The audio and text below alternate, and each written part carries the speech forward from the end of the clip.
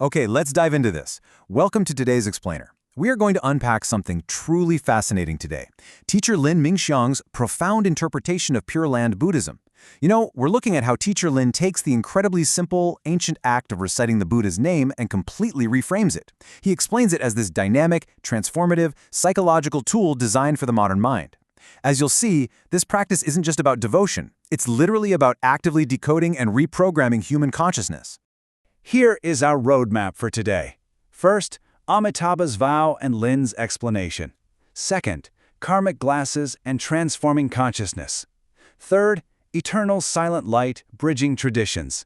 And finally, real proof of life transformation. Section 1. Amitabha's vow and Lin's explanation, the core instruction. Everything really begins with this foundational insight from Master Shandao. Now, Teacher Lin Mingxiang heavily relies on this specific teaching. He points out that this practice, reciting the Buddha's name, is the absolute most correct method. It's not just one of many different paths you could take. According to this teaching, it's the fundamental way. So the crucial point is this concept of constant recitation. And this is going to be the thread running through our entire explainer today.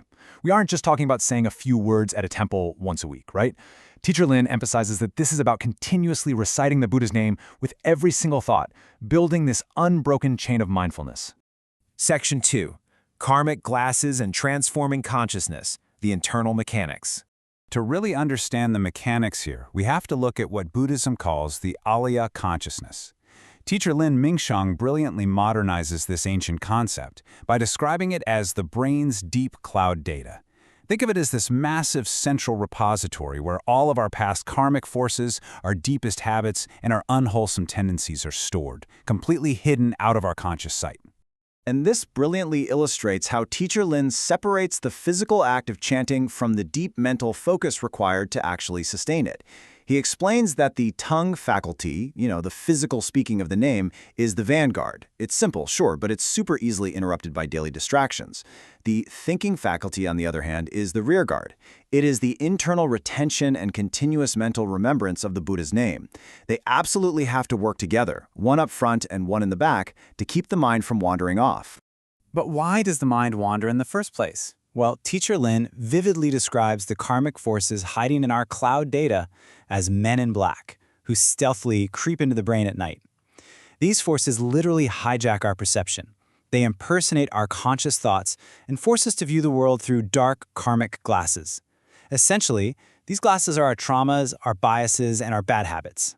Teacher Lin explains that constant recitation is the ultimate tool, the foremost repentance, to completely shatter these glasses and clear out these internal obstacles.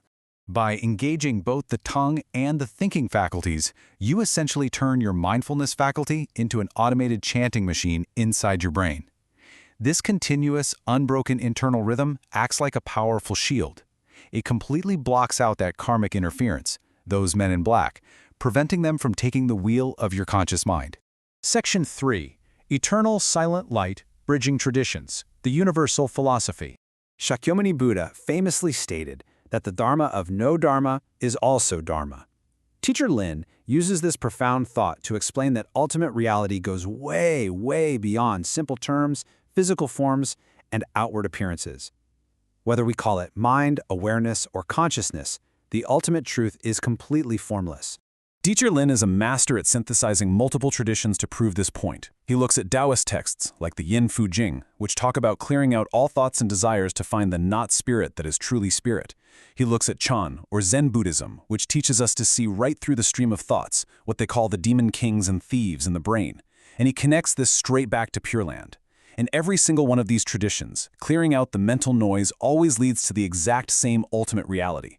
And in the Pure Land tradition, Teacher Lin explains that ultimate reality is called the eternal silent light.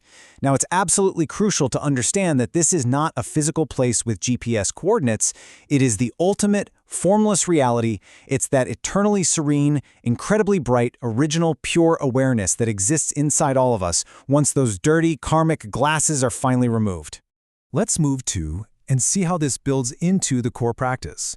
Teacher Lin concludes that reciting Amitabha's name is simply the most direct, foolproof, and uniquely powerful method to return to this profound state of pure awareness. It's essentially the ultimate fast track to finding your way home to the eternal silent light. Section 4. Real Proof of Life Transformation. The Story of Wu Mutian. Okay, so what does this look like in the real world? Here is the timeline of Wu Mutian, a manual laborer. For 20 years, this guy was an alcoholic, drinking morning and night, hanging with a really bad crowd, completely down on his luck. His family had virtually given up on him. He was brought to a temple reluctantly, depressed, angry, and totally broke. A volunteer there simply told him to recite the Buddhist name. He didn't really react at the time.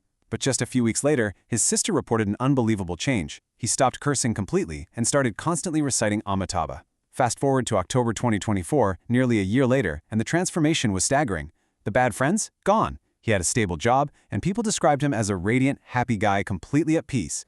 Now, what's really interesting about Wu Mutian's practical method is that he didn't understand the deep philosophy of the eternal silent light or the alaya consciousness. Not at all. He just used the mechanical steps. Whenever an affliction, a problem, or a negative emotion bubbled up, he immediately began continuous recitation. He fired up that brain's chanting machine, and as a result, his mind naturally turned and softened. He literally reprogrammed his brain and his entire life in real time.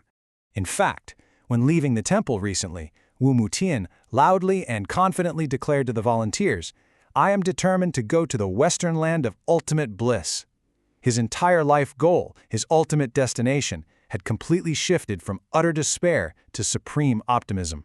Through this incredibly simple mechanical practice, just as teacher Lin Mingxiang so brilliantly explains, Wu Mutian was able to accomplish the karma of this life. He wasn't just passively preparing for the afterlife, he completely transformed his destiny, his habits, and his reality right here, right now, in this very life. So, as we wrap up this explainer, I want to leave you with this thought. What karmic glasses are you currently wearing?